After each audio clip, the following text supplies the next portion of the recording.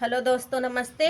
मैं हूँ शीला शर्मा। आज एक नाच गीत आप लोगों को दोस्तों सुनाने जा रही हूँ। आप लोग उसे फुल आवाज़ करके सुनना दोस्तों। आप सबको पसंद आए तो लाइक, शेयर, सब्सक्राइब, कमेंट ज़रूर करना दोस्तों।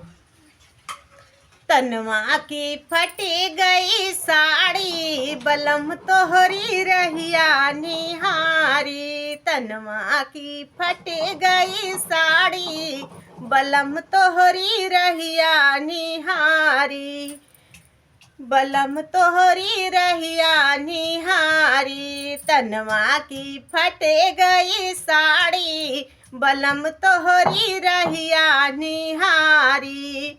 सासू झगड़िया ना दे को सड़िया, सासू झगड़िया ना दे को सड़िया। फटही में जिंदगी बिताई, फटही में जिंदगी बिताई, बलम तोहरी रहिया निहारी। फटही में जिंदगी बिताई, बलम तोहरी रहिया निहारी। तनवा की फटी गई साड़ी, बलम तोहरी रहिया निहारी। बलम तोहरी रहिया निहारी। जठनी पटियारिन रोज तनवा सुना मैं, जठनी पटियारिन रोज तनवा सुना मैं। रोज हम झगड़ा बचाई, बलम तोहरी रहिया निहारी। रोज हम झगड़ा बचाई, बलम तोहरी रहिया निहारी।